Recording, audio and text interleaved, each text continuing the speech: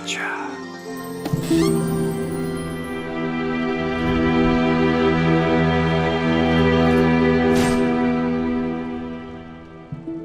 Hey, how's it going everybody? It's the Game Economist back with another Dark Souls 3 PvP video.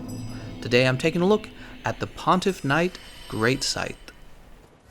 This is definitely one of the rarest weapons in Arena. I almost never run into it. I don't know about you guys, but yeah, I could probably count on one hand how many times I've ran into this particular Reaper.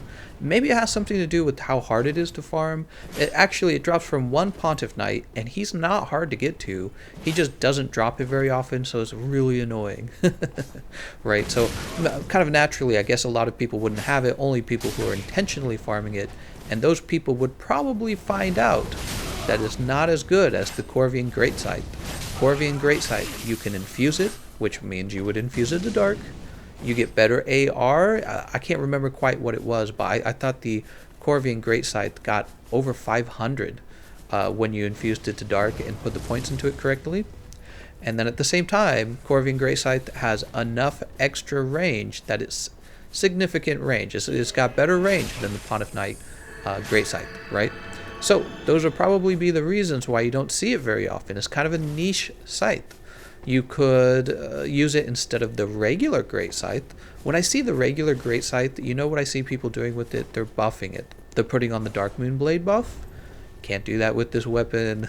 It has a self buff where you apply frost to the weapon, and the new freshly buffed weapon art has hyper armor. It has a lot of hyper armor, by the way. I had somebody tell me that you could true combo, or maybe they said you could pseudo. Am I saying that word right? Pseudo? You could pseudo combo with the weapon art, right? But I didn't find this to be true myself. I tried all sorts of variations, and there was no combination, so I don't know what they were talking about. If you know something I don't about that, just let me know in the comment section. Yeah, so I did try some combinations. That didn't work.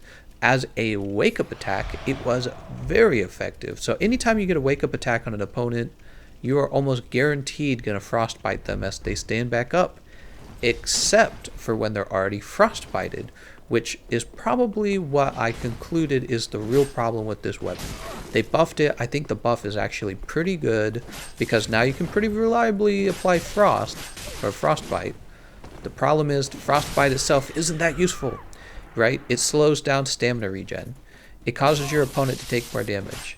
And then they also get, you know, a nice little 200 to 250 damage. A little chunk of damage gets taken off of them. I guess if your opponent was on their last bit of health, that would be scary for them to trade with you. They'd be scared to trade into that weapon art.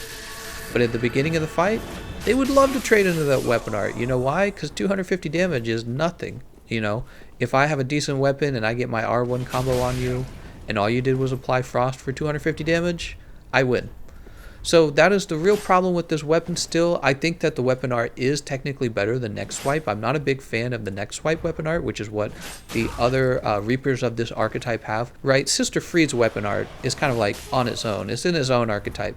Sister Fried's Great Scythe is kind of like, I don't know, like a pike amongst spears, right? I think that's a pretty good way to explain it. I think that's a pretty good analogy. But amongst the other two Reapers of this archetype, they have Neck Swipe, and I actually like that this one had Frostbite. I just don't like that it doesn't have darken, you know, you can't infuse it. I also don't like that the Corvian Great Scythe outranges it. So that's exactly where you find this weapon, just underused because there's a better option. And many of you probably knew I was going to say that.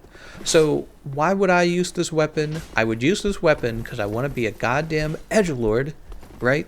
I want to be Mr. Frost. I want to be Mr. Freeze here, and wear either the Pontiff Knight armor with my little golden crown, or in this case, the Irithyll Knight, which I love that armor set. That's one of my favorite armor sets in a game, by the way, is the Irithyll Knight armor set. So you could wear that and then bring your cool looking Pontiff Knight Great Scythe with you and go around freezing people.